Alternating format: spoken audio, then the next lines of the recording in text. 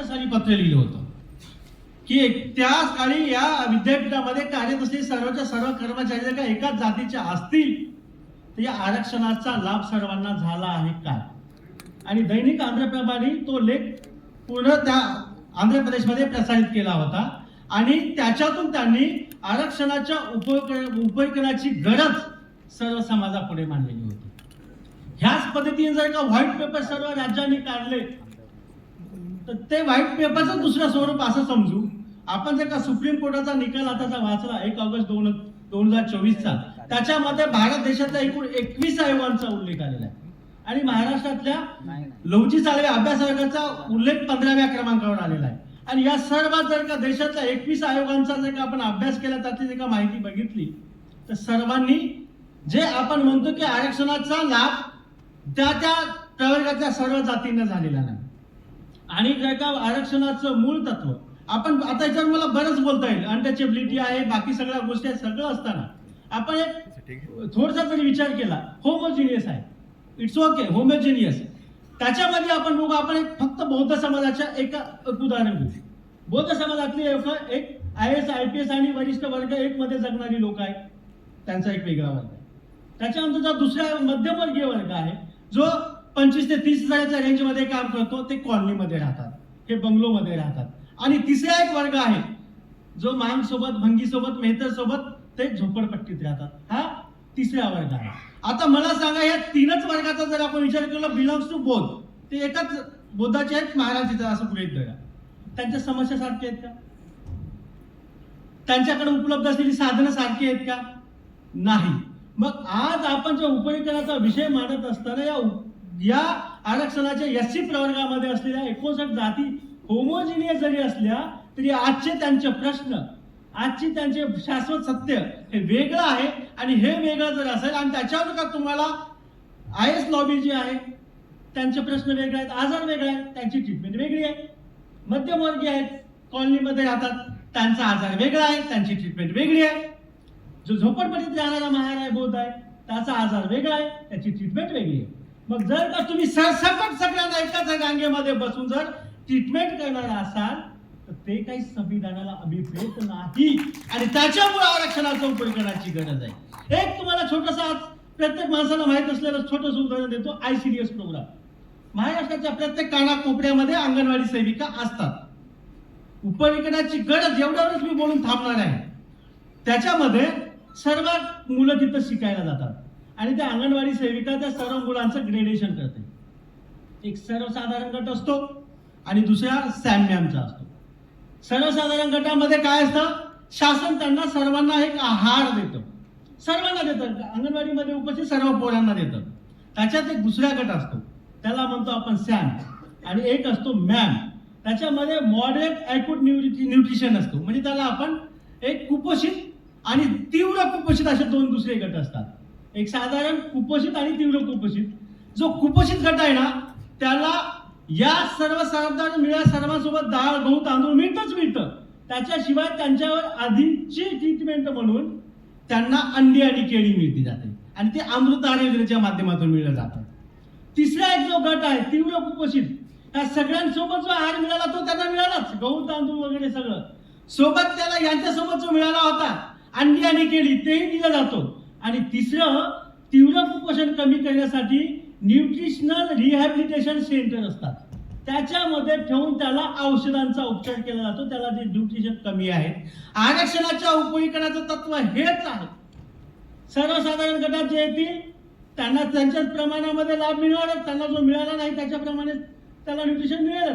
जो दुसरा आहे मध्यम वर्ग, ते मध्यम त्याच्यासाठी जो आहे कुपोषण त्याच्यासाठी त्यांना तेवढाच लाभ मिळेल. पण ज्याला काहीच मिळाला नाही आणि जो अतिरिक्त आजारी आहे त्याच्यासाठी प्रिफरेन्शियल ट्रीटमेंट. आणि पहिल्यांदा संविधानाच्या माध्यमातून आरक्षण निर्माण झालं. आरक्षणाची वितरण प्रणाली निर्माण झालेली नव्हती आणि सुप्रीम कोर्टाच्या 1 ऑगस्ट 2024च्या निर्णयानं पहिल्यांदा वितरण प्रणाली आपल्याला मिळाली आहे आणि त्या वितरण प्रणालीच्या माध्यमातून आरक्षणाचं उपयोगन झालं पाहिजे या मताचं. आपण जर का बघितलं, आता आपण बोलताना बरेचसे उदाहरणं देता येतील. आता मी इतिहास लढा ह्या गोष्टी सांगणार आहे. महाराष्ट्रामध्ये जर बघितलं तुम्ही उदाहरण देत असताना तेलंगणा, पंजाब, तामिळनाडू सगळ्या लोकांनी इथं युक्तिवाद केला आहे. युक्तिवाद मला जर का करायचा असेल तर मी प्रचंड मोठा युक्तिवाद करू शकतो.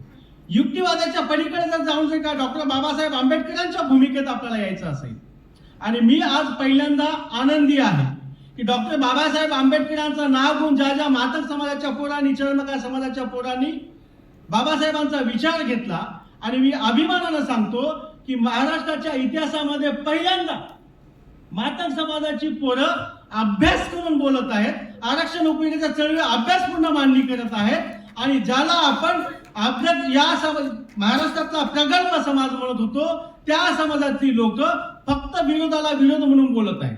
हे पहिल्यांदा होतंय, आणि हे सगळं श्रेय आंबेडकरी चळवळीचं आहे.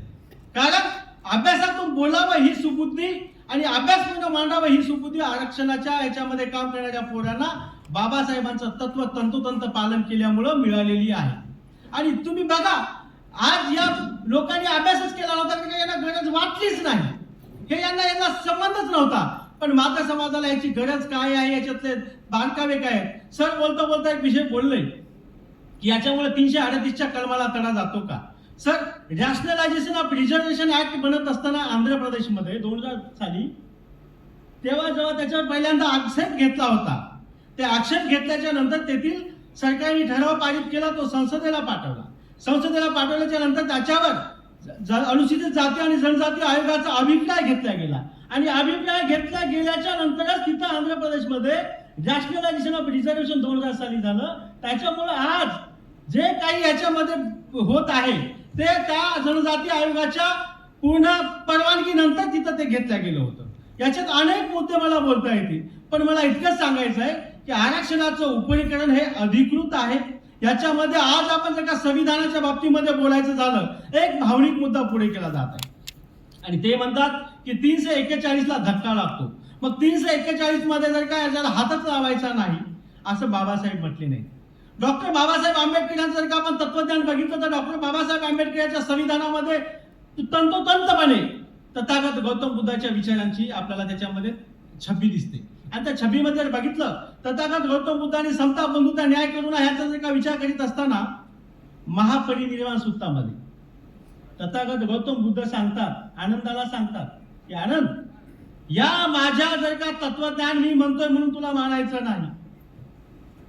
तथागत गौतम बुद्ध सांगतात की जर का याच्यामध्ये काल परत्वे आणि स्थिती परत्वे जर का काही बदल करायची गरज पडली तर माझ्या तत्वज्ञानामध्ये बदल करण्याचे अधिकार इथल्या सर्व लोकांना आहेत. तथागत गौतम बुद्ध जगातले सगळ्यात विद्वान असताना त्याच्यामध्ये तरतूद करतात की याच्यामध्ये बदल करण्याचे अधिकार तुम्हाला आहेत. आणि डॉक्टर बाबासाहेब आंबेडकरांच्या डोळ्यापुढे घटना लिहित असताना तथागत गौतम बुद्ध असतात, आणि स्थिती परत्वे काल परत्वे याच्यामध्ये बदल करण्याची गरज पडली, तो बदल करता यावा म्हणून संविधानामध्ये 368 कलम टाकतात. कारण ते तथागत गौतम बुद्धाचे अनुयायी आहेत, आणि स्थिती परत्वे आणि काल परत्वे सत्य बदलत असतं, त्याच्यानुसार आपण पुढे गेलो पाहिजे. पूर्वीचे तुमचे माझे वडील सगळ्यांचे धोती घालत होते, आज आपण जीन्स पॅन्ट घालतोय. म्हणजे आपण कालानुरूप बदलत असताना पण त्याचा मूळ आधार कुठेही खंडित होता कामा नये, हे तत्व काय नसतं. आणि न्यायाच्या भूमिकेतून जर आपण पुढे जाणार असाल तर मग जर का 341 तेव्हा बनलं, अनेकांनी अनेक पद्धतीने चुकीची मांडणी केली. आपल्याला सांगण्यात आलं ऍक्च्युली मुळातच ती जी यादी आहे ती 9 प्रांतातल्या याद्यांचा समावेश आपल्या संविधानाच्या नंतर आलेला आहे. आणि तो डॉक्टर बाबासाहेब आंबेडकरांचं आपण पुस्तक वाचलं असेल, अस्पृश्य मूळची कोण आणि ते अस्पृश्य का झाले, त्याच्यामध्ये 9 प्रांताच्या 9 अनुसूचित जातीत येणाऱ्या लोकांच्या याद्या. मी पूर्ण आता ते सांगणार नाही, 11 मध्ये काय झालं, 35 मध्ये काय झालं, 21 मध्ये काय झालं, जनगणना अधिकारी हट्टेंनी 10 क्रायटेरिया वाचला, ते आपण सगळ्यांनी आता बघितलं आहे. आता फक्त शेवटचं कंक्लूड करताना मी इतकंच बोलतो, डॉक्टर बाबासाहेब आंबेडकरांनी भारतीय अधिनियमचा ती जी यादी होती 1935 ची ती पुढे घेतली, त्याच्यात काही जातींना समाविष्ट केलं.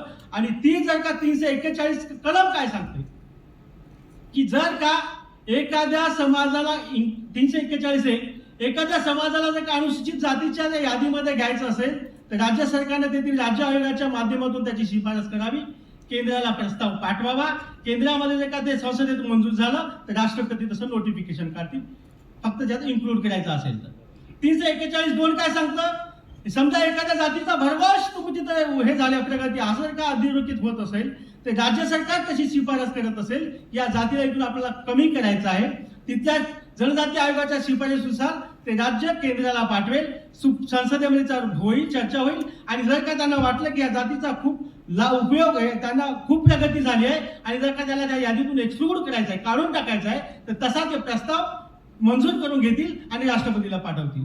पण हे झालं त्याचं कलम 2. मला सांगा, अनुसूचित जातीचं उपवर्गीकरण होत असताना 59 जातीपैकी एखाद्या जातीला आपण कमी करत आहोत का? निश्चितपणे नाही. एखाद्या जातीला आपण इन्क्लूड करत आहोत का 60व्या विधानात? निश्चितपणे नाही. मग आणि 341 चा भंग होतो कसा? मग आपण फक्त लोकांना भावनिक करून, लोकांच्या भावनांना हात घालून 2 समाजामध्ये तेढ निर्माण करण्याची वक्तव्य महाराष्ट्राच्या माध्यमामध्ये, महाराष्ट्राच्या सोशल मीडियाच्या माध्यमातून जास्त प्रमाणात झालेली आहे. ऍक्च्युली डॉक्टर बाबासाहेब आंबेडकरांचे जर का तुम्ही जे कोणी कितीही पट्टी बोलू द्या, तुम्ही जर का आज गेला तर बौद्ध समाजाच्या प्रत्येक घरामध्ये तुम्हाला बाबासाहेब दिसतील. पण 80% मागाच्या घरामध्ये तुम्हाला बाबासाहेबांचा फोटो कंपल्सरी दिसेल. मी आश्वासन देऊन सांगतो, इतर कुठल्याही जातीच्या 59 जातीचा तुम्ही शोध घ्या आणि त्या जातीच्या प्रत्येक घरात जाऊन बघा, केवळ 5 ते 10% लोकांच्याच घरात बाबासाहेब दिसतील. मग मातंग समाजाला जर बाबासाहेब इतके जवळचे वाटत असतील तर आरक्षणाच्या उपवर्गीकरणाच्या छोट्याशा मुद्द्यावरून मातंग समाजाला दूर करण्यासाठीचे वक्तव्य कुणीही करू नये. शेवटचा मुद्दा सांगतो. इथं बोलताना अनेक लोक बोलतात की मातंग समाज, मी तर म्हणतो की काही लोकांनी RSS ला मोठं करण्याची सुपारी घेतली आहे की. माझा आरोप आहे, तुम्ही येऊन जर मातंग समाजाच्या चळवळीत काम करायला लागला, जर का आम्ही निळा घेऊन चळवळीत आलो तर तुम्हीच म्हणता की मातंगाचे लोकच दिसत नाहीत, कारण का आमचा झेंडाच निळा असतो. तेव्हा तुम्हाला दिसणार कसं आयडेंटिफाय होणार? समजा मातंग समाजाची लोक पिवळा झेंडा घेऊन आली, लाल झेंडा घेऊन आली, हे बाबासाहेबांचा विचार यांनी सोडलाय बघा. हे पिवळा लाल झेंडा घेऊन आले, पण आम्ही दिसायला लागलो तरीही अडचण, आमचं प्रतिनिधी तुम्हाला दिसत नसलं तरीही अडचण. मग आता जर का आरक्षणाच्या उपवर्गीकरण चळवळीचा मी 20 वर्षापासून काम करतोय, RSS वाले कोण आहेत आम्हाला आजही माहित नाही. RSS चा माणूस आमच्याकडे कधी येऊन अप्रोचही झाला नाही. पण इतक्या आमच्या तागातून 4 पोरांनी आत्महत्या केल्या, एका पोराने तर व्हिडिओ बनवलाय. या महाराष्ट्र राज्याचे मुख्यमंत्री माननीय देवेंद्र फडणवीस साहेब आमच्या या विषयाला न्याय देत नसल्यामुळं मी या सरकारचा धिक्कार करून मरतोय अशा प्रकारचा व्हिडिओ बनवून तो व्हिडिओ लाईव्ह आणि बिंदुसागर नावाच्या धरणामध्ये केज तालुक्यामध्ये बीड जिल्ह्यात त्यानं आत्महत्या केली. जर का तो मुख्यमंत्र्यांच्या विरुद्ध एवढा मोठा आरोप करून तो मरतोय, जे मुख्यमंत्री स्वतः RSS चे मुख्यमंत्री म्हणून घेतात आणि त्याच्या मुलात असं बोलणारा माता समाजाचा पोरगा असेल आणि तरी आमचे बौद्ध समाजातले काही बांधव म्हणत असतील हे RSS ने निर्माण केलेली चळवळ. याचा अर्थ तुम्ही विनाकारण आमच्या मेहनतीचा क्रेडिट RSS ला देण्याचा प्रयत्न करत आहात असा माझा आरोप आहे. कारण आम्ही RSSच्या वरचढीला कधीच गेलेलो नसताना स्वतःच्या बळावर बाबासाहेबांना आदर्श म्हणून चळवळ निर्माण केली. राजाखाल्या भरंदा सरांनी, काही लोकांनी जर का 1-2 लोक जर का कोणी असतील तर असतील ना, त्यांचा आमच्याशी काय संबंध जोडताय तुम्ही? बौद्ध समाजातील लोक नाहीत का? अहो, आमच्या चंद्रपूरचे आमदार ज्ञाना सांगपुरे साहेब यांच्यावर हुंकार परिषद काढण्याची जबाबदारी होती.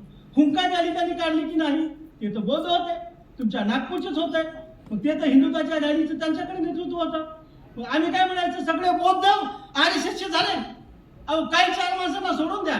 अशा प्रकारे जर का तुम्ही बुद्धिभेद युक्तिवाद करणार असाल तो आम्हाला कदापि मान्य नाही. आणि तुम्ही कितीही आमच्यावर आरोप केलात, काहीही बोललात, तर बाबासाहेबांच्या विचारापासून तत्सुबरे आम्ही दूर जाणार नाही. आणि ज्या पद्धतीने डॉक्टर बाबासाहेब आंबेडकरांनी तथागत गौतम बुद्धाच्या बुद्धामध्ये सुद्धा काही चुकीच्या गोष्टी होत्या असं मान्य केलं होतं आणि त्याच्यामध्ये तरतूद करून, सर शेवटचाच घेतो 1 सेकंद, शेवटचा एक मुद्दा म्हणून त्यांनी त्याच्यामध्ये दुरुस्ती केली आणि दुरुस्ती करून आपल्याला नवबौद्ध दिला.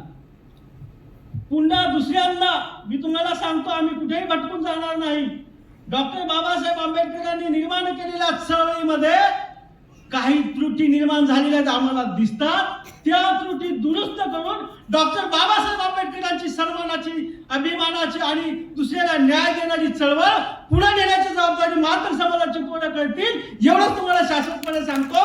आणि आरक्षणाचं उपवर्गीकरण ही काळाची गरज आहे, कारण का ती न्यायप्रिय चळवळ आहे. जर का आपल्याला तुम्हाला अनेक गोष्टी मला युक्तिवाद करता येतील, मी करणार नाही. आणि शेवटचा एक तुम्हाला विषय सांगतो, मातंग समाजाच्या छोट्या छोट्या गोष्टींना तुम्ही आयडेंटिफाय करू. एकच सांगतो, रंगावरून जे आपण करतो तेवढं बोलतो थांबतो. एक तथागत गौतम बुद्धांनी आपल्या धम्म देत असताना शूद्रांना आणि महिलांना द्यावा की नाही याच्यावर डिबेट झाली, आणि जेव्हा देण्याचं ठरलं त्यांनी त्यांची पहिली मावशी महाप्रजापती गौतमीला पहिल्यांदा धम्म दिला, यशोधराला दिला. तेव्हा त्या दिवशी तिनं बुद्धात लिहून ठेवलं की पिवळं वस्त्र परिधान केलं होतं. तुम्ही जर का डॉक्टर बाबासाहेब आंबेडकरांचं काठमांडू येथे केलेलं भाषण ऐकलं असाल, भाषण वाचलं असाल, ते होतं 20 नोव्हेंबर 1956ला. तेव्हा सुद्धा ते कार्ल मार्क्स की बुद्ध याच्यावर बोलत असताना म्हणतात की जर का बुद्धाचा गाभा आमच्या पोराला जशाच्या तसा कळला नाही तर हे बुद्ध तत्वज्ञानाचे पिवळं तत्वज्ञान राहून जाईल. तर डॉक्टर बाबासाहेब आंबेडकर म्हणतात. त्याच्यानंतर ते म्हणतात, तुम्ही जर का आपण BHUचं त्यांचं भाषण ऐकलं असेल 25 नोव्हेंबर 1956चं, काठमांडूला गेले, BHUला आले आणि मग ते त्यांचं परिवर्तन झालं, महान परिनिर्वाण झालं. तेव्हा ते काय म्हणतात की आम्ही जे आहोत ब्रोकन मॅन आहोत, आम्ही जे वातावरणी लोक आहोत, आम्ही जे अस्पृश्य लोक आहोत, ते एकाच पासून उत्पत्ती झालेले आहोत. ते नाव काय सांगतात, अगस्ती नावाच्या मुलीने आपल्या लोकांना जाळून टाकण्यात आलं, मारून टाकण्यात आलं, आपला इतिहास रक्तांजित केल्या. तेव्हा बाबासाहेब सांगतात की अगस्ती नावाच्या मुलीने एकच नाग माणूस वाचवला. नाग जे सगळ्यांनी बोलले ना, नाग नदी आणि नागपूरचं वैभव, ते एकच नाग माणूस वाचवला, आणि त्या एका नाग माणसापासून जी उत्पत्ती झाली ते सगळे अनटचेबल. मग तुम्ही आणि आम्ही तेच आहोत. तर मला एवढंच सांगायचं आहे की आपल्यामध्ये कुठल्या तरी एखाद्या महत्वाच्या विषयावरून आम्ही वेगळ्या होते दाखवायचा प्रयत्न करू नका. वर्गीकरण झालं तरीही आपण भाऊच, वर्गीकरण नव्हतं तेव्हाही आपण भाऊच. फक्त न्याय प्रत्येकाच्या घरापर्यंत पोहोचावा, प्रत्येक माणसाला प्रतिनिधित्व मिळावं, एवढाच हा अट्टहास आहे. समाजापासून तोडण्यासाठीची आमची लढाई नाही, तर माणसाला न्याय मिळवून द्यायचं. आणि आमचं मूळ जे बुद्धामध्ये होतं, आमचं मूळ जे आंबेडकरी चळवळीमध्ये ते अबाधित ठेवणंच आम्हाला उपयोगी पाहिजे. एवढंच बोलतो आणि माझं लांबत गेलेलं मनोगत इथंच संपवतो. जय गावची, जय भीम, जय रविदास.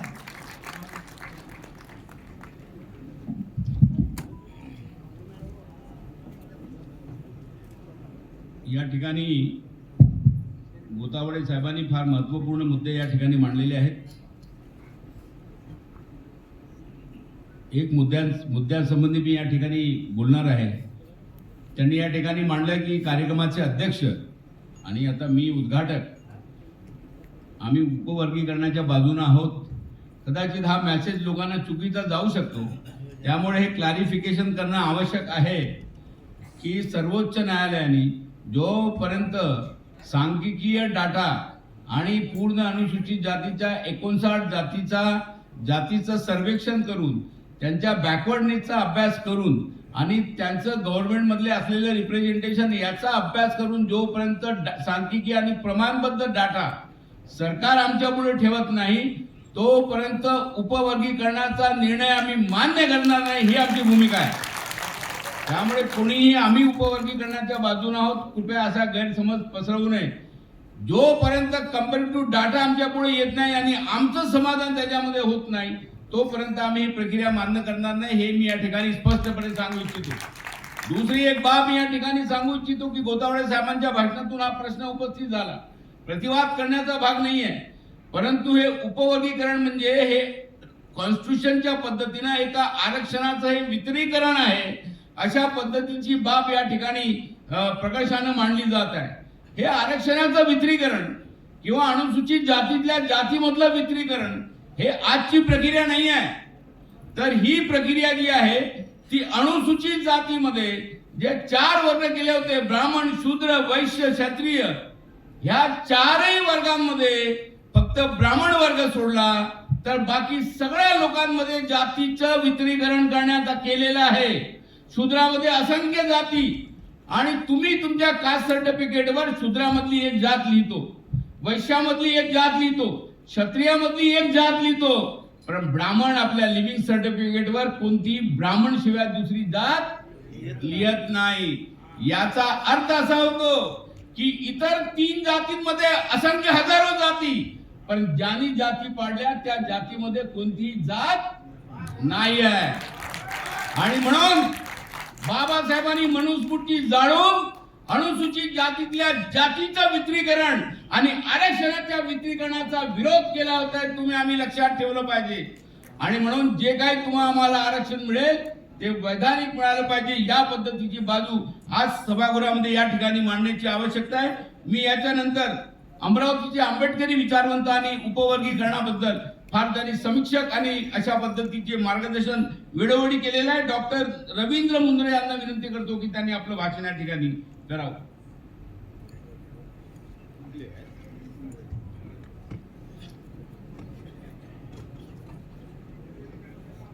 या ठिकाणी अतिशय चांगल्या पद्धतीनं चर्चा होते आहे.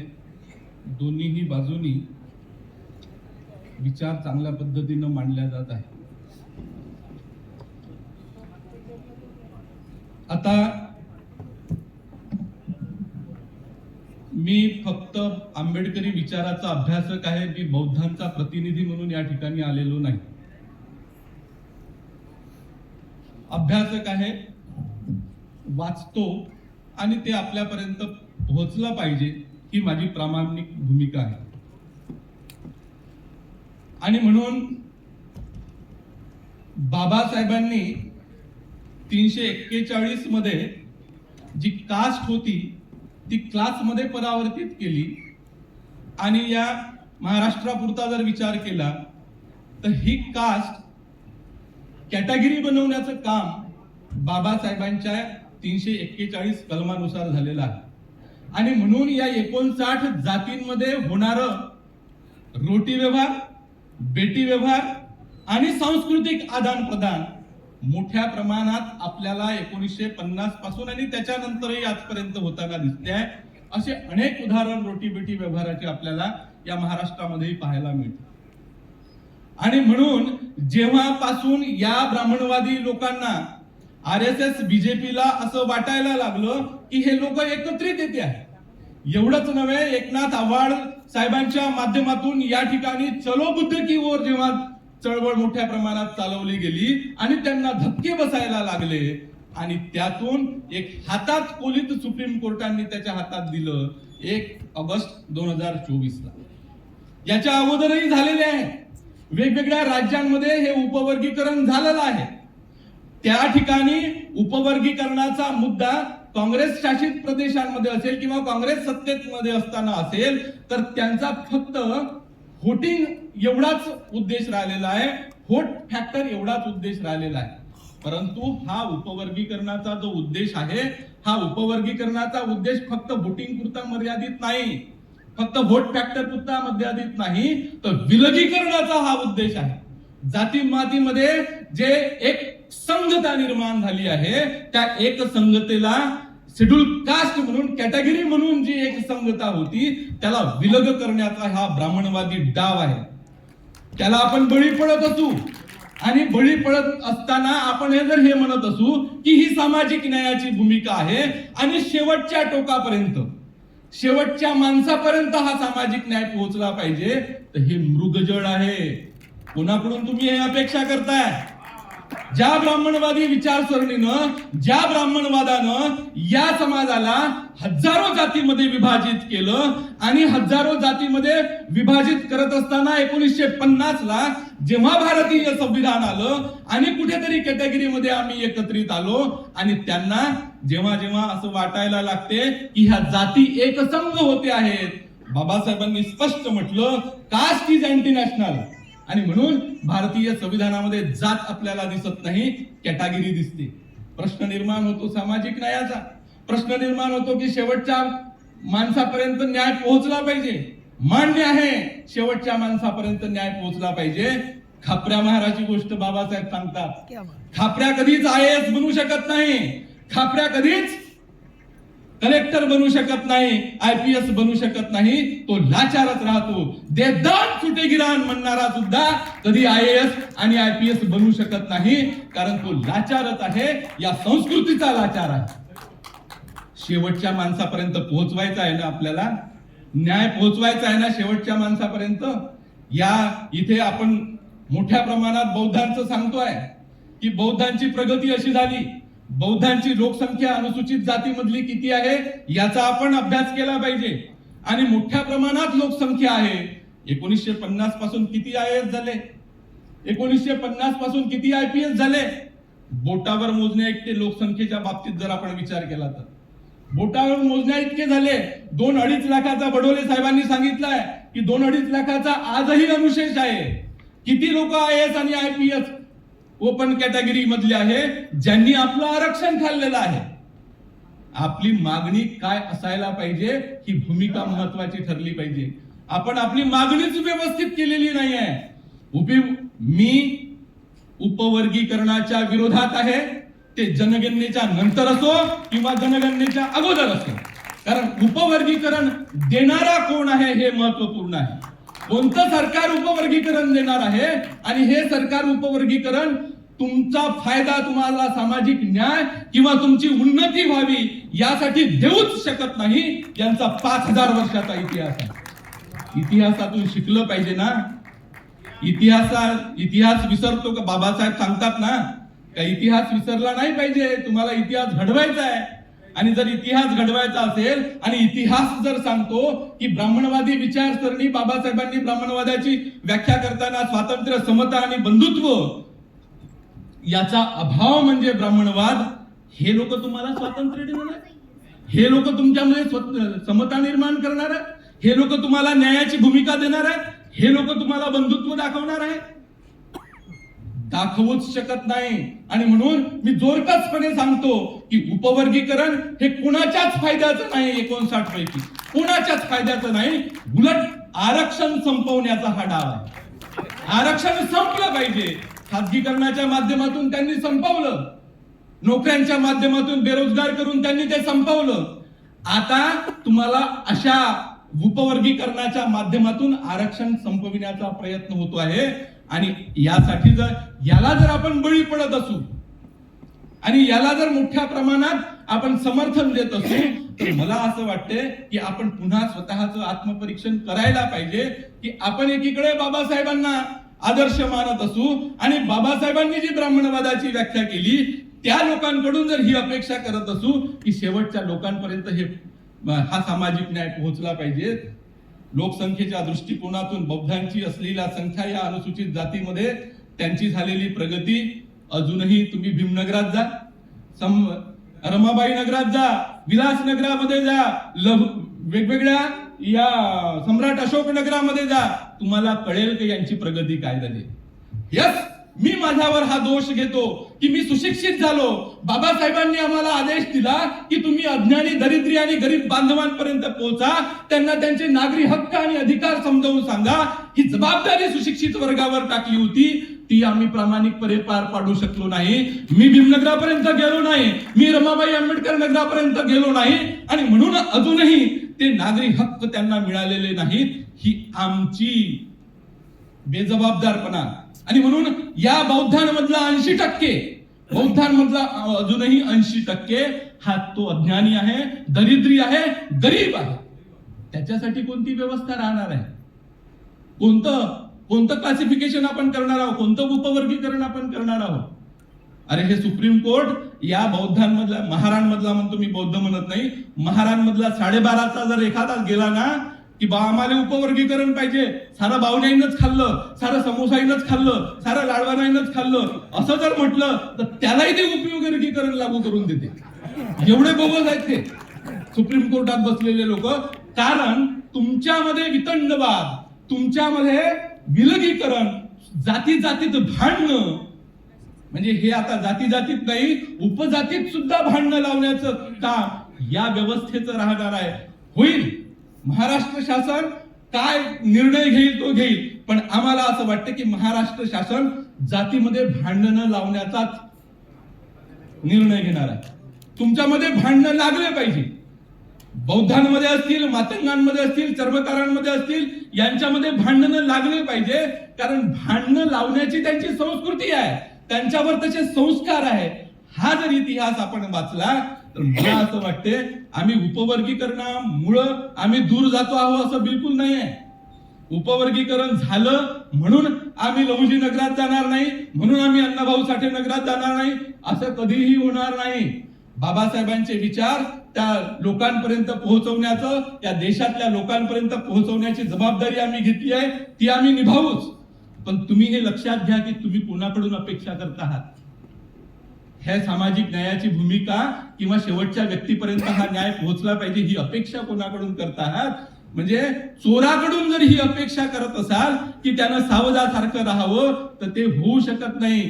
म्हणून हे एक बाब लक्षात घेतली पाहिजे का त्यांचा बामणिक कावा काय, त्यांचं षडयंत्र काय. हे षडयंत्र जोपर्यंत, आणि आम्ही जर आंबेडकरी विचाराचे अभ्यासक आहोत, आपण जर म्हणतो बाबासाहेब आमचे आदर्श आहेत, आम्ही जर म्हणतो बाबासाहेबांनी आम्हाला आमचे महापुरुष आहेत, तर बाबासाहेबांनी हा बामणिक कावा कसा ओळखायचा याचं सुद्धा मार्गदर्शन केलेलं आहे. म्हणून ही अपेक्षा फोल ठरणार आहे. त्यांच्याकडून जर तुम्ही आरक्षण संपून जाईल पण ते तुम्हाला एक संघ होऊ देणार नाही, ते तुम्हाला काहीही मिळू देणार नाही. म्हणून मला असं वाटतं की याच्यावर काय सोल्युशन असलं पाहिजे. आहे याच्यावर सोल्युशन आहे. बौद्धांमधला जसा 80% आहे, प्रत्येक जातीमध्ये असा 80 आणि 20चं प्रमाण तुम्हाला दिसेल. मातंगांमध्ये असेल, चर्मकारांमध्ये असेल, मांगारुडी असेल, सर्वांमध्ये तुम्हाला हे 80 आणि 20चं प्रमाण दिसेल. 20 हा विकसनशील आहे, प्रगत नाही, विकसित नाही. अनुसूचित जातीमधला मुकेश दुपाऱ्यांचं ते संशोधन आहे. अनुसूचित जातीमध्ये त्यांनी जे डेमोग्राफिक इंडेक्स मांडलेला आहे, हेल्थ डेमोग्राफिक इंडेक्स, त्याच्यानुसार त्यांचं संशोधन आहे की या 59 मध्ये कोणतीही जात विकसित नाही. विकसनशील आणि अविकसित हे दोनच आहेत. मग हे जे विकसनशील आहे, हे विकसनशील 20% प्रत्येक जातीमध्ये आहे आणि प्रत्येक जातीमध्ये 80% हे अविकसित आहे. मग म्हणून हे उपवर्गीकरण हे कुणाच्याच फायद्याचं राहणार नाही. या 20%वर ही जबाबदारी आहे. आणि शासनानं ज्या योजना दलित वस्ती किंवा सामाजिक न्याय विभागाचा जो निधी आहे, हा निधी प्रामाणिकपणे, त्या योजना प्रामाणिकपणे त्या 80% पर्यंत पोहोचवल्या पाहिजे आणि त्या 20%नी ती मदत त्या 80% पर्यंत पोहोचली पाहिजे, याच्यासाठी केली पाहिजे. शासनाचा जो निधी आहे तो लाडक्या बहिणीकडे वळवला जातो, तो कोणत्या तरी मंदिराला दिला जातो, तो त्या एखाद्या कुंभमेळ्याला जर दिला जात असेल आणि आम्ही जर इथं उडत असू, उड्या मारत असू की आमचा निधी कुठं गेला, आमचा निधी कुठं गेला, तर यासाठी सुद्धा आपण जागृत असलं पाहिजे. आणि म्हणून मला खऱ्या अर्थानं हे म्हणावंसं वाटते की या ठिकाणी सामाजिक न्यायाची भूमिका किंवा शेवटच्या व्यक्तीला मुख्य प्रवाहात आणण्याची खरंच महाराष्ट्र सरकारची इच्छा आहे का, कारण त्यांच्यावर संशय व्यक्त केला जाऊ शकते सध्या ज्या पद्धतीने ज्यांच्या हातात ही सत्ता आहे. म्हणून विकासाच्या योजना, त्या विकासाच्या योजना ह्या चांभारवाड्यापर्यंत पोहोचाव्या, त्या विकासाच्या योजना मांगवाड्यापर्यंत, बौद्धपुऱ्यापर्यंत, महारपुऱ्यापर्यंत, रोहिदास नगरापर्यंत पोहोचाव्या आणि येणाऱ्या 10 वर्षामध्ये ते पाहावं की हा जो 80% अजूनही दारिद्र्यानं पिचलेला आहे, बेरोजगार आहे, त्याच्या काय योजना आहेत, त्या योजना त्या पोहोचवल्या तर खऱ्या अर्थानं मला असं वाटते की त्यांच्यामध्ये जर प्रामाणिकपणा असेल, सरकारच्या मध्ये जर प्रामाणिकपणा असेल, तर निश्चितच यातून चांगले इफेक्ट, चांगले परिणाम निघू शकतील. आणि पुन्हा एकदा मी सांगतो की संविधान आणि बुद्धाचा धम्म या दोन गोष्टी महत्वपूर्ण बाबासाहेबांच्या जीवनात राहिलेल्या आहेत. आणि आपण संविधान मानणारे आणि बुद्धाचा धम्म मानणाऱ्या या दोघांच्याही जीवनात हा महत्वाचा मुद्दा आहे. बुद्धाचा धम्म आपण एकीकडे जर आचरणात आणत असू तर संविधानही त्याच पद्धतीने आचरणात आणलं पाहिजे. सुप्रीम कोर्टाने जो निर्णय दिला तो असंवैधानिक आहे हे आपल्याला मान्य करावं लागेल. जरी ते बहुमतानं दिला असेल, बहुमत जरी लोकशाही मान्य करत असतील तरी सत्य काही बहुमतानं बदलू शकत नाही. तो असंवैधानिक आहे. आर्टिकल 14चा वारंवार त्यामध्ये उल्लेख केला गेला आहे. 10% EWS ला देताना कुठं गेलं होतं आर्टिकल 14? 52% ओबीसींना 27% आरक्षण देत असताना कुठे गेलं होतं आर्टिकल 14? याचा विचार आपण करत नाही. आणि हे सारं खाणारे त्यांच्याकडून आपण अपेक्षा करून राहिलो की ही सामाजिक न्यायाची भूमिका आहे, शेवटच्या व्यक्तीपर्यंत पोहोचणार आहे. हे कदापिही होणार नाही. आणि म्हणून पुन्हा एकदा उपवर्गीकरण हे कोणाच्याच फायद्याचं नाही. 59 जातीमधल्या एकाही जातीचं या फायद्याचं नाही. आरक्षण संपविण्याचा हा डाव आहे. शेवटच्या व्यक्तीपर्यंत जर ह्या विकासाच्या योजना पोहोचल्या, शेवटच्या व्यक्तीपर्यंत जर हा निधी पोहोचला, शेवटच्या व्यक्तीपर्यंत महाराष्ट्र शासनानं आणि भारत सरकारनं दिलेल्या योजना त्यांच्यापर्यंत पोहोचल्या तर खऱ्या अर्थानं विकासाच्या योजना, तर खऱ्या अर्थानं या शेवटच्या व्यक्तीपर्यंत तो न्याय पोहोचेल. ही जबाबदारी आपल्या सर्वांना घ्यायची आहे आणि सरकारला त्यासाठी उद्युक्त करायचं आहे की तुम्ही हे पोहोचवा, आमचा निधी आमच्यावर खर्च करा. याच्यासाठीची चळवळ आपण आयोजित केली पाहिजे, याच्यासाठी आपण संघटन केलं पाहिजे आणि सरकारला हा जाब विचारला पाहिजे की या सर्व गोष्टी ज्या विकासाच्या आहेत त्या आमच्या प्रॉपर पद्धतीनं पोहोचवा. त्याच्यासाठी आपण बडोले साहेब असतील किंवा अनेक जे आपले लोकप्रतिनिधी असतील या लोकप्रतिनिधींनी सुद्धा जागरूक राहिलं पाहिजे. तुम्ही कोणत्या पक्षात आहे, तुम्ही कोणत्या गटात आहे याच्याशी आम्हाला घेणं नाही. तुम्ही आमचे प्रतिनिधी आहात आणि तुम्ही आमचे प्रतिनिधी आहात म्हणून आमच्या गोष्टी तुम्ही मांडल्या पाहिजे, म्हणून आमच्या विकासाच्या योजना तिथं अंमलबजावणी त्याची करून घेतली पाहिजे. ही आमच्या लोकप्रतिनिधींची भूमिका असावी. आणि पुन्हा एकदा शेवटी मी एवढंच सांगतो की उपवर्गीकरण हे 59ही जातीच्या फायद्याचं नाही. उपवर्गीकरणाच्या विरोधात एक अभ्यासक या नात्याने उपवर्गीकरणाचा जोरशोर मी विरोध करतो. उपवर्गीकरण नको नको नको.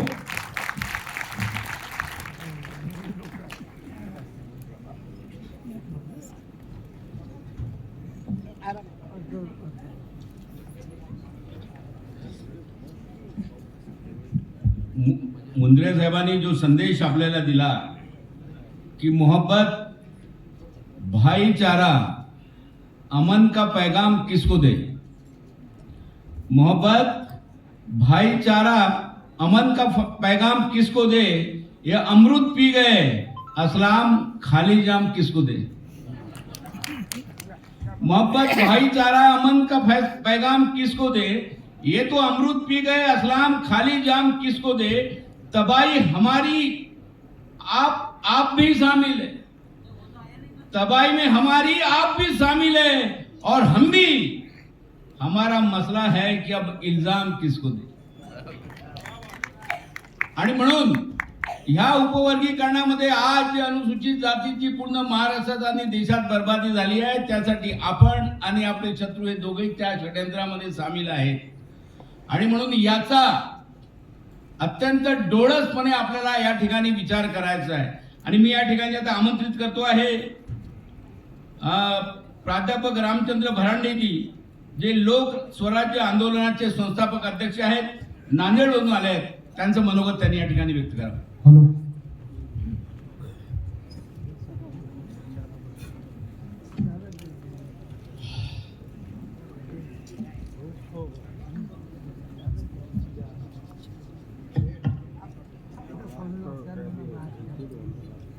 सर्व महामानवांना अभिवादन करतो.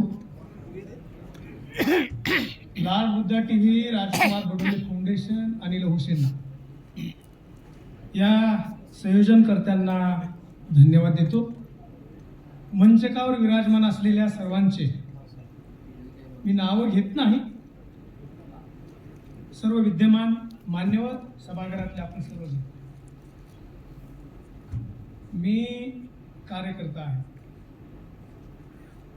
आणि जमिनीवरचा कार्यकर्ता आहे. या कार्यक्रमाचं नाव आहे आरक्षण उपवर्गीकरण चिंतन परिषद. आणि या चिंतन परिषदेमध्ये चिंतन होतंय का याचं चिंतन करू लागलो मी सुरुवातीला. याच्यात वर्गीकरणावर चिंतन होते का वर्गीकरण नको यासाठी ही परिषद आयोजित केली असाही प्रश्न मला पडला. Lord Buddha TV, Rajkumar Badole foundation या विषयाला सार्वजनिक करण्यामध्ये अतिशय मोलाचा वाटा उचललेला आहे. आपण नाकारता का? तुम्ही नाकारता का? नाही ना. हे सगळं झाल्याच्या नंतर आमचे मित्र चळवळीतले नेते संजयजी कठाळे यांना या चिंतन परिषदेला सामील करून घेतलेला आहे. मी याच्याबद्दल तुम्हाला धन्यवाद देतो. मी खरं बोलणार आहे. तुमच्या भावना दुखतील ती तुमची जबाबदारी. मी नागपुरात उभा आहे, माझ्या बाजूला दीक्षाभूमी आहे आणि जे मी बोलणार आहे ते बाबासाहेबाच्या दृष्टिकोनातून बोलणार आहे. माझ्या बोलण्याला बुद्धाच्या तत्वज्ञानाचा आधार आहे, चिंतन आहे. मी 2009ला लग्न केलंय, सत्यशोधक पद्धतीने केले आणि मी जातीनं मांग आहे. आणि आतापर्यंत माझं 50 वर्ष वय होत असताना गेल्या मार्च महिन्यामध्ये मी मेडिटेशन केले नांदेडच्या धम्मनिरंजना मेडिटेशन सेंटरवर. चिंतन कशाला म्हणतात हे माझ्या चांगलं लक्षात आलेलं आहे. आणि म्हणून माझा असा समज झालेला आहे, मोकळा आहे, तुम्हाला पटो न पटो, हे माझं स्वतःचं मनोगत आहे. ते मी म्हणेन वास्तवाला धरून आहे, तुम्ही ते नाकारू शकता, तो तुमचा अधिकार आहे. आपण बाबासाहेबांचे, फुले शाहूचे, बुद्धाचे वारसदार आहोत, अनुयायी आहोत. बुद्ध या ठिकाणी माणूस म्हणून उन्नत झाला आणि या देशाला नव्हे जगाला तो विचार दिला. कधी? माणूस म्हणून उन्नत झाल्यावर जातीवर, धर्मावर, देशावर, सगळ्या सीमांवर मात केल्यावर तो माणसांचा एक आयकॉन झाला. बरोबर आहे ना? ही वस्तुस्थिती आहे. आम्ही जे वाचतो, जे ऐकतो, जे पाहतो, जे जमिनी हकीकत आहे, ती जमिनी हकीकत अशी आहे, जी जी माणसं मोठी झाली ती माणसं मोठी होण्यासाठी किंमत मोजलेली आहे. किंमत. बुद्धाला घर सोडावं लागलं, तरुण बायको, लेकरू, राजवाडा, सगळं वैभव सोडावं लागलं. सत्य सांगायचं होतं, सत्य सापडत नव्हतं, प्रचंड त्याग करावा लागला. अतिशय अवघड अशा प्रकारच्या यातना सहन कराव्या लागल्या. आणि तेव्हा कुठं समजलं, अनेक गुरु केल्यानंतर आता हे उपवास तपास करण्यामध्ये काही फायदा नाही, जरा एका ठिकाणी शांत बसू. आणि जेव्हा शांत बसले बुद्ध, तेव्हा जे काही त्यांना प्राप्त झालं, मी म्हणेन ते खऱ्या अर्थानं चिंतन होतं. महाराष्ट्रातल्या उधारलेल्या, स्वावलंबी झालेल्या, सामर्थ्य आलेल्या, बाबासाहेबाचा वारसा सांगणाऱ्या, बुद्धाचा वारसा सांगणाऱ्या, सगळ्याच प्रकारच्या चळवळीचं नेतृत्व करणाऱ्या, मंडळच्या अंमलबजावणीसाठीचं नेतृत्व असेल, अन्याय अत्याचाराच्या विरोधातला नेतृत्व असेल, सामाजिक न्याय प्रस्थापित करण्यासाठी ज्या ज्या गोष्टी कराव्या लागल्या, त्या सगळं नेतृत्व करणाऱ्या माझ्या भावांना, माझ्या भावंडांना माझं एक नम्र निवेदन आहे. पाठीमागं केवळ मांगच राहिला नाही हो, पाठीमागं बेहतर आहे, पाठीमागं ढक्कलवार आहे, पाठीमागं बुरुड आहे, पाठीमागं अनेक ज्या गावगाड्यामध्ये आणि शहरीकरणामध्ये त्या जातीचं अस्तित्वच नाही. 59 जाती आणि क्षत्रबंदी उठल्यामुळे विदर्भातला कैकाडी सुद्धा अनुसूचित जातीमध्ये आलाय. अशा अनेक जाती आहेत. त्या जातींकडं बुद्धाच्या दृष्टिकोनातून तुम्ही पाहणार आहात की नाही? बाबासाहेबांच्या दृष्टिकोनातून तुम्ही पाहणार आहात की नाही? शाहू महाराजांच्या दृष्टिकोनातून तुम्ही पाहणार आहात की नाही? आणि जर मग तुम्ही पाहणार नसाल, माझा प्रश्न आहे, अगदी नम्रपणाने विचारतो, तुम्हाला बुद्धाचं आणि बाबासाहेबांचं नाव घ्यायचा अधिकार आहे का? बुद्ध त्याग करतात, बाबासाहेब त्याग करतात, तेव्हा आमचे ते मुक्तिदाते होतात, आम्ही तेव्हा माणसात येतो. आता समाजाच्या मुख्य प्रवाहात यायचं आहे, समाजाच्या मुख्य प्रवाहात आणायचं आहे. ती जबाबदारी आपल्या खांद्यावर आहे. कशासाठी विरोध होते? काय आधार आहे? अतिशय विवेचन व्यवस्थित डॉक्टर गोतावळे करत होते. ते डॉक्टर BMS आहे आणि अभ्यासक आहे 15-20 वर्षापासून. ते कोणाच्या तरी द्वेषातून, कोणाच्या तरी फितवणीनं अगदीच आगाऊपणे बेजबाबदार पद्धतीचं संशोधन करून ते बोलत नाहीत, मांडत नाहीत. ही वस्तुस्थिती आहे. बरं, यांना कोणाची फंडिंग नाही. आम्ही जे उभे आहोत ना, बाबासाहेबाच्या ऊर्जेवर उभे आहोत. आम्हाला कुठलीच ऊर्जा जगातली उपयोगाला आलेली नाही, मग ती धार्मिक असेल, अजून कुठली असेल.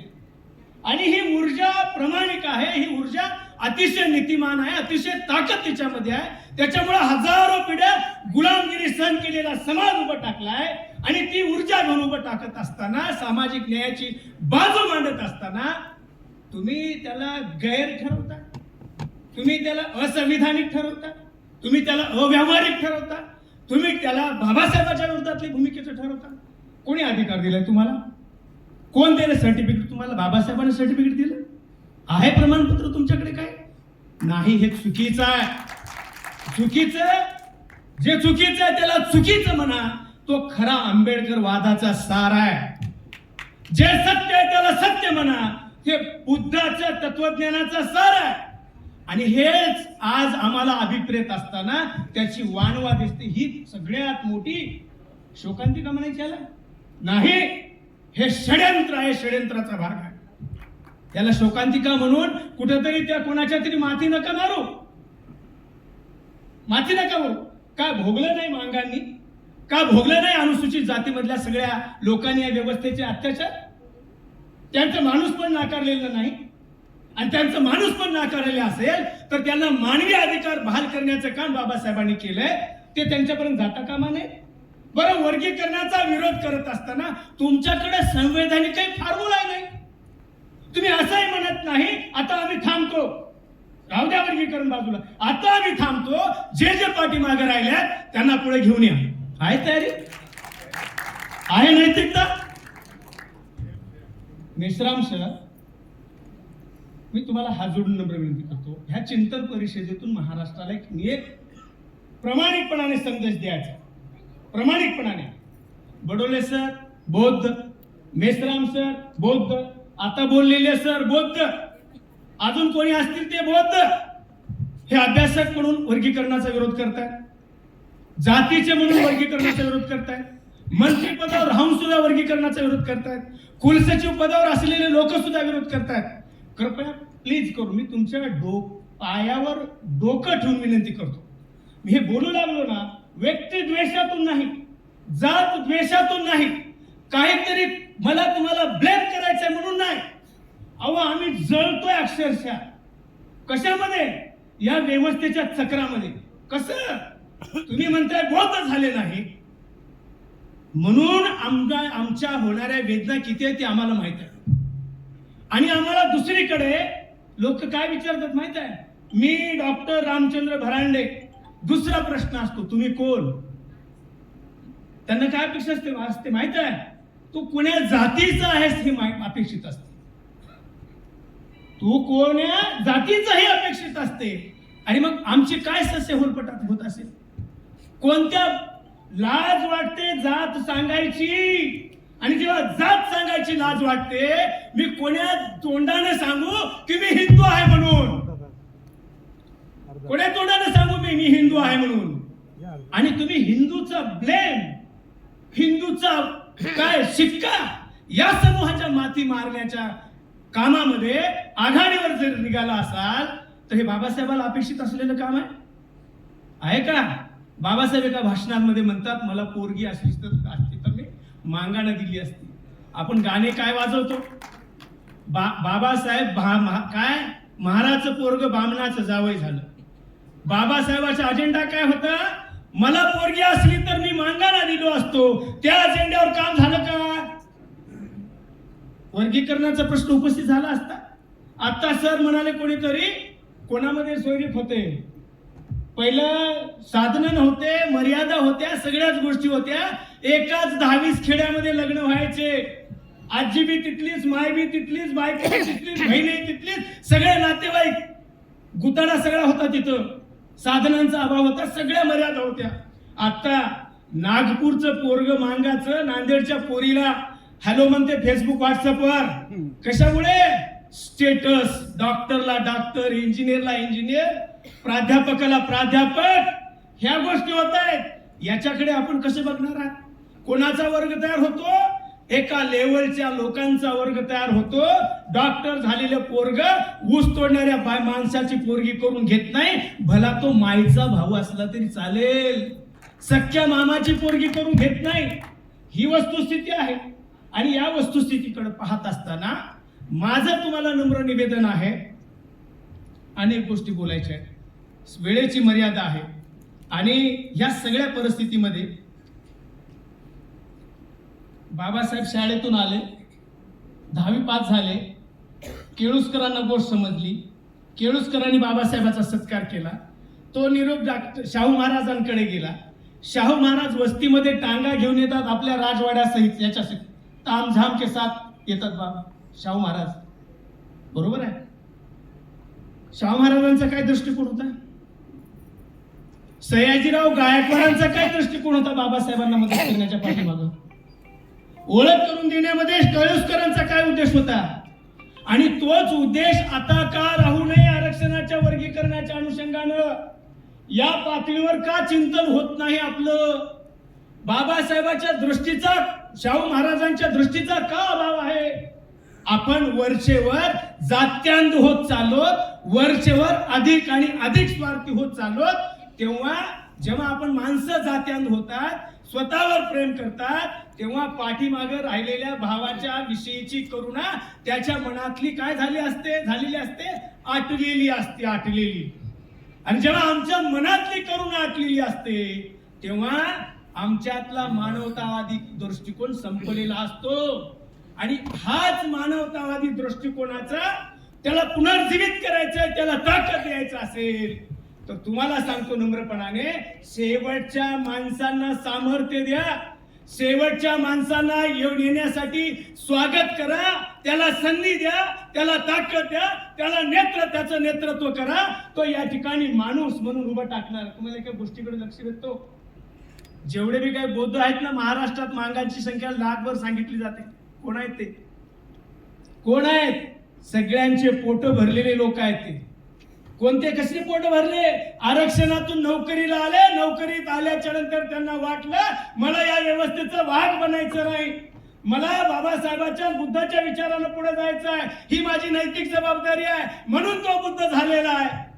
तुम्हाला असं नाही वाटत मी जबाबदारीने बोलतोय, मी बोलल्याच्या नंतर काय वाद उठेल मला माहित नाही, परंतु वर्गीकरण झाल्याच्या नंतर महाराष्ट्रातला मातंग येत्या 5 वर्षात लाखोच्या संख्येमध्ये बुद्ध होऊ शकतो. तेव्हा बाबासाहेबांचा विचार पुढे जातो. तुम्हाला असं वाटतं का तुमच्यामुळे देशात बुद्ध गेलाय? तुम्ही म्हणता ना मांगांना तुम्ही बुद्ध झाले नाही, बुद्ध झाले नाही. माझं ऑब्झर्वेशन आहे, मी अनेक वेळा बोललेलो आहे, एकही भिक्खू मांगवाड्यात अजून चहाला सुद्धा आला नाही. एकही भिक्खू मांगवाड्यात अजून चहाला सुद्धा आला नाही. याच्यावर तुमचं चिंतन होत नाही, ही वस्तुस्थिती आहे. काय येऊ नये? त्याला जगात बुद्ध गेलाय कळत नाही. मांगाचं आणि महाराचं आड एक आहे, मसन एका ठिकाणी आहे, खातात एकच मोठं, सगळे दुखणे एक आहेत. इथं माय बहिणीवर शिवी दिली जाते, मांगा महारांना टार्गेट केलं जातं, बलात्कार केला जातो. तेव्हा तो व्यवस्थेचे बळी आहेत ना, व्यवस्थेचे बळी आहेत ना. मग हे व्यवस्थेचे बळी असलेले लोक आपले भाऊ कसे होऊ शकत नाही? आपल्याविषयी आपल्या मनात त्यांच्याविषयी बंधुत्वाची भावना का उपजत नाही, का वाटत नाही? या वस्तुस्थितीकडे कसं लक्ष देता? तुम्ही म्हणताय फूट पडेल, तुम्ही म्हणताय एकजूट तुटेल, तुम्ही म्हणताय एकजूट तुटते.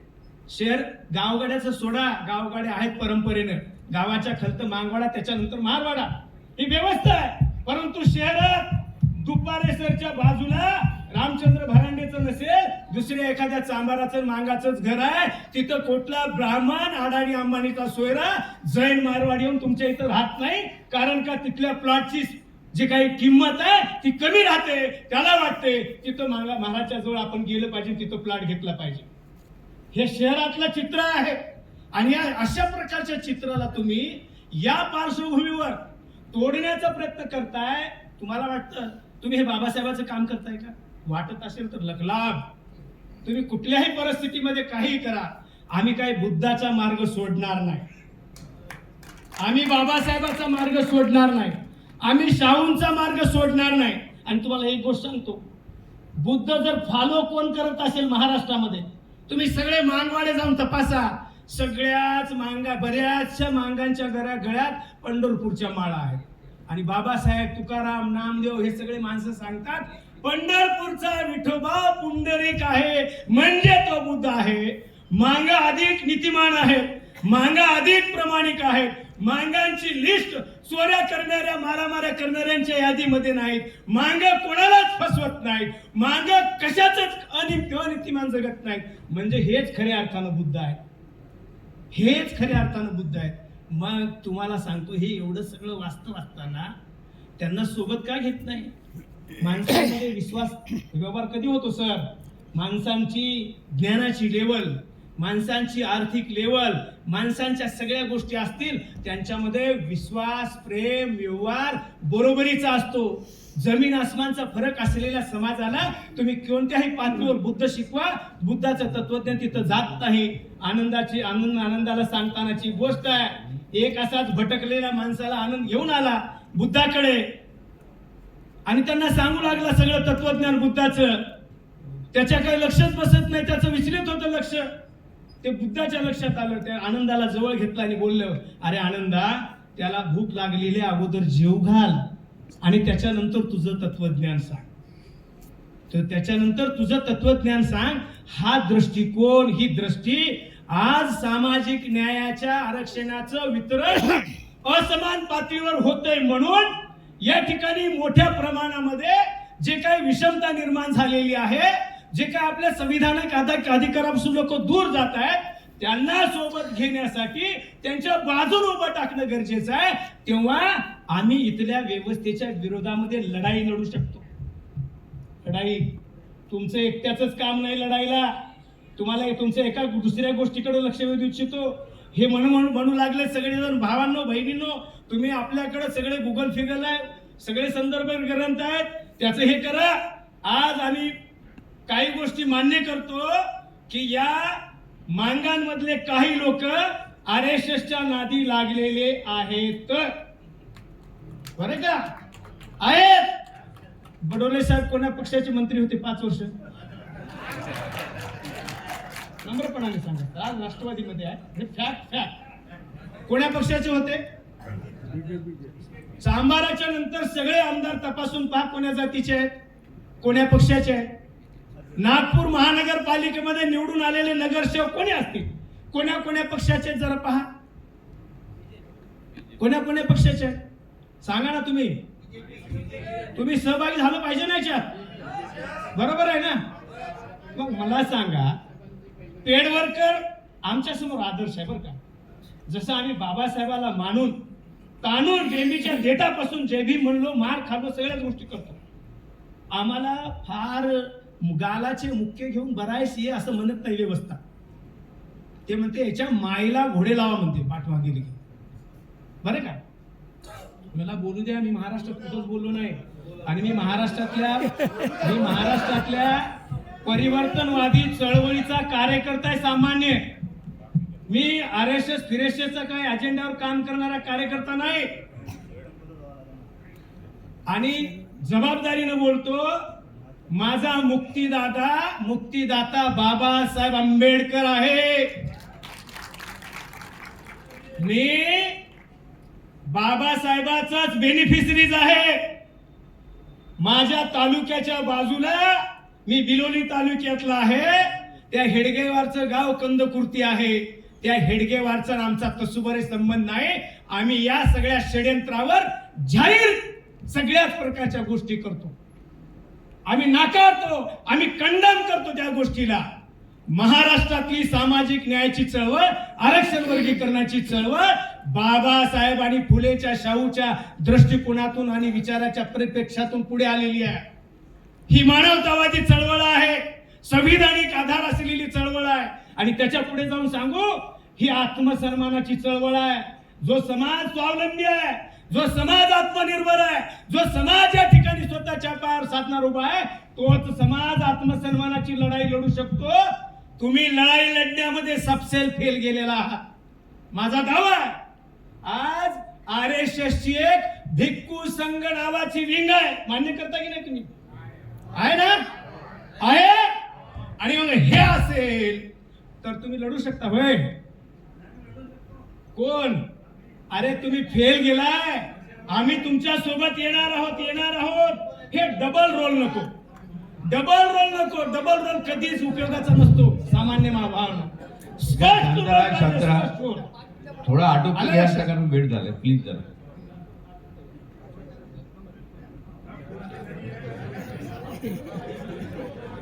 4 वाजता हॉल खाली करायचा. तुम्ही मोठ्या मिशनचे घटक आहात. तुम्ही मोठ्या मिशनचे घटक आहे. मी तुम्हाला सांगतो, नाव नाही घेत. आम्हाला मान्य आहे, फक्त 4 वाजता हॉल खाली करायचा. एक हॉस्पिटल आहे, एक हॉस्पिटल आहे, त्या हॉस्पिटलचे डॉक्टर सरसंघचालक आहेत. त्यांना विचारलं, ते अर्थात बुद्धिस्ट आहेत, त्यांना विचारलं, मी माहिती घेतली कसं काय, त्यांना सांगितलं त्यांना मदत केली गेलेली आहे. आणि मग बापू काय करतोस तू, तुला डॉक्टर होण्यासाठी कोणी मदत केली, यांनी मदत केली. आणि म्हणून माईच्या शब्दाखातर मी संघामध्ये आहे. ओके. आणि एका मांगाला सुद्धा विचारलं बरं का, अलीकडे तो RSS मध्ये गेला, त्याची माई जिवंत नाही, याचा बापही जिवंत नाही, पण दोघांचे उत्तर सारखे आहेत. ते म्हणाला मी बाप जिवंत जिवंत असतापासूनच सर काय केलो, संघात गेलो. काय आहे षडयंत्र, हे षडयंत्र आहे. आणि म्हणून तुम्हाला असं वाटतंय ना, वर्गीकरण करून मांगांना काय करायचं आहे, भाजपला आपला हस्त गुलाम बनवायचा आहे. मान्य करा थोड्या वेळासाठी, परंतु भिक्खू संघ हाताशी धरून त्यांना काय करायचं आहे हे तुमच्या लक्षात आले का? तुम्हाला त्यांना आम्ही काही भाव देत नाही. तुम्ही भाव नका देऊ दादा, तुम्ही कोणी, आम्ही भाव देत नाही, तुम्ही कोणी भाव देत नाही, प्लीज आम्ही भाव देत नाही, तुम्ही कोणी भाव देत नाही. आपल्याला संवाद करायचा आहे. आपल्याला गुलाम करण्याचं षडयंत्र मोठ्या पातळीवर सुरू आहे आणि त्याला पराभूत करायचं असेल तर आपण लढलो पाहिजे. त्यांना आम्हाला माहित आहे ते लोक कोणते. अरे नाही, असं नका करू, असं नका करू, असं नका. त्याला बोलू द्या. माझी विनंती आहे, तुम्ही वर्गीकरणावर बोला, वर्गीकरणावर बोला. राजेश तुम्ही जरा बोलू द्या, त्यांना समारोप करू द्या. तुम्ही भांडताय. हो राजेश, त्यांना समारोप करू द्या. तुम्ही बाजूला व्हा. त्याला समारोप करू द्या, असं नाही करत. हो ना, येस. हा भरांडे साहेब, तुम्ही समारोप करा, समारोप करा. चला. अरे काय करणार आता तुम्ही? ताई बसा, ताई conclude बसा, करा. फर्नांडिस साहेब कन्क्लूड करा. ताई बसून घ्या, ताई बसून घ्या, ऐकून घ्या.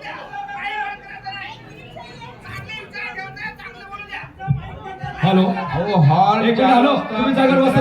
ऑलरेडी बोललेले. तुम्ही जागेवर बसता. अहो एक मिनिट ऐका, तुम्हाला एक मिनिट ऐका. प्रश्न तो नाही, वेळेचं बंधन आहे, वेळेचं बंधन आहे. तुम्ही बसता, तुम्ही गोंधळ करू नका. सर्वांनाच आधी सांगितलं वेळेचं बंधन आहे, ते मान्य करतील. हे बघा, सगळ्यांना बोलायचं आहे, सगळ्यांना बोलायचं आहे. सगळे शांत बसा इथे. भरांडे साहेबांना ऑलरेडी 25 मिनिटं बोललेले आहेत, त्यांना आणखी बोलू द्या. दोन समारोप करा, कन्क्लूड करा. भरांडे साहेब वाद करून लिहून आला इथे, कन्क्लूड करा. असं नाही. तुम्ही काय केले मेश्राम साहेब, जेव्हा गोतावळे बोलले ना, तुम्ही स्पष्टीकरण दिले. त्यांनी जे बोललं होतं ना, तुम्ही ताई काय म्हणले? बसून जा. वैधानिक माझा सपोर्ट आहे. ओके, हा असू दे. आणि तुम्ही ताई म्हणले हे त्यांना बसवा, विरोध आहे. बसा. हा, विरोध आहे. परत विरोध करा, काही हरकत नाही, बाबासाहेबांना दिलेला अधिकार आहे. परंतु तो विरोध कोणते भाऊ इकडे या. कोणते भाऊ इकडे या. Please. हा. बरं का, मला या महाराष्ट्रातल्या बौद्ध आणि मातंग बांधवांना ताई माझी तुम्ही विनंती बसून आहे. बसा. महाराष्ट्रातल्या बौद्ध आणि मातंग बांधवांना माझी विनंती आहे, याच्यामध्ये बाबासाहेबाला, अण्णाभाऊ साठेला, लहुजींना आणू नका, कोणी महापुरुषाला आणू नका, वर्गीकरणाचे आणून चिखलफेक करू नका. ही वस्तुस्थिती आहे. आणि वर्गीकरण ताई वर्गीकरण या ठिकाणी ताई बसा. मागासांचा निकष लावून जे लोक मागास राहिलेले आहेत, येस सर, अनुसूचित जातीची यादी जेव्हा बनली गेली, एक कॉमन बाब त्याच्यामध्ये होती, हे अनटचेबल होते. देशातले विविध होते. 1120 काहीतरी जाती आहेत देश पातळीवर. कमी अधिक संख्या त्यांची आहे, परंतु हा जातींचा समूह आहे, जातींचा, एका जातीचा नाही. अनुसूचित जातींचा समूह आहे आणि या अनुसूचित जातीच्या समूहाचे वेगवेगळे वक्ते बोलणार आहे. वास्तविकता आहे आणि त्या वास्तविकतेकडे आपण सगळं उघड्या डोळ्यांनी पाहावं, मानवतावादी दृष्टिकोनातून पाहावं. वाटलंच तर, गरज वाटलीच तर बाबासाहेबाच्या दृष्टिकोनातून पाहावं. बाबासाहेब एका ठिकाणी म्हणतात, जी जात कमजोर राहिली, भले ती अल्पसंख्याक असेल तिला बरोबरीला आणायचं असेल, संख्येचा विचार करू नका, अधिकचा वाटा तिला द्या. हे बाबासाहेबाचा दृष्टिकोन या वर्गीकरणाच्या चळवळीचा एक मूळ बेस असला पाहिजे आणि तो असावा. या बाबतीतलं चिंतन, या चिंतनावर आपल्या सर्वांचं एकमत व्हावं आणि जे काही सामाजिक न्यायापासून दूर असलेले लोक आहेत ते जवळ कसे येतील, त्याच्याशिवाय दुसरा कुठला फॉर्म्युला नाही वर्गीकरणाशिवाय. ती गोष्ट आपण सगळ्यांनी करूया. आणि मी परत एकदा जाहीरपणे नाकारतो, आम्ही बाबासाहेबांचे, फुले शाहूंचे, लहूंचे वारसदार आहोत, लाभार्थी आहोत. आम्ही फुले काय त्याचं हेडगेवार आणि गोळवळकर आम्ही निश्चितपणानं यांना शत्रू मानत आलो, शत्रू मानत राहू आणि त्यांचं षड्यंत्र शत्रूचं उद्ध्वस्त करण्यासाठी परत एकदा काल पोचीराम कांबळेंची बाई वारली, तिला मी शब्दसुमनाने श्रद्धांजली वाहतो आणि या व्यवस्थेला गाडून टाकण्यासाठी, मनुवादी व्यवस्थेला गाडून टाकण्यासाठी, आमचा बळी देण्यासाठी आम्ही पहिल्यांदा पुढे राहू. याच्यामध्ये तडजोड करणार नाही. आम्हाला माणूस म्हणून जगायचंय, आत्मसन्मानानं जगायचंय. या ठिकाणी समता प्रस्थापित झाली पाहिजे याच्यासाठी लढायचं आणि ते समता प्रस्थापित होण्यासाठी अनुसूचित जाती आरक्षणाचं वर्गीकरण न्याय, संविधानिक आणि बाबासाहेबांच्या लढाईला पुढे घेऊन जाणार आहे. एवढं नम्र निवेदन करतो आणि थांबतो. जय भीम, जय फुले, जय शाहू, जय लहूजी, जय रविदास. हॅलो, यानंतर बघा आणखी 4 वक्ते बोलायचे आहेत. मी पुढच्या वक्त्यांना अशी विनंती करेल की त्यांनी 15 मिनिटांमध्ये आपलं संभाषण या ठिकाणी कन्क्लूड करायचं आहे. 4 वाजता आपल्याला सभागृह बंद करायचं आहे. बघा, मी तुम्हाला सांगितलं की आपण इथे संवाद करायला आलो, वादविवाद करायला आलेलो नाही. त्यामुळे यानंतर अनुसूचित जाती जमाती आयोगाचे माजी सदस्य सचिव आणि या विषयाचे फार चांगले अभ्यासक आहे. वास्तविकता त्यांना खूप वेळ लागेल आपली बाजू समजून घ्यायला, पण त्यांना मी विनंती करतो की कृपया त्यांनी या ठिकाणी आपलं संभाषण 15 मिनिटांमध्ये करावं. प्राध्यापक वाघ साहेब. संदेश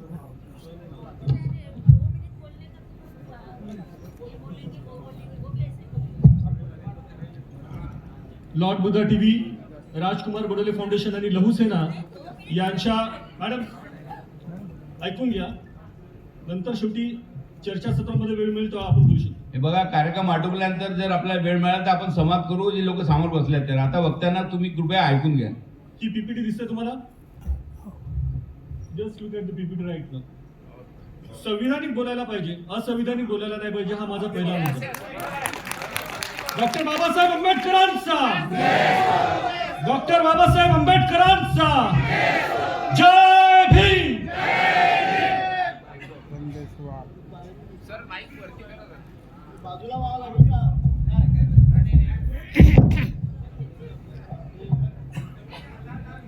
ही जी पीपीटी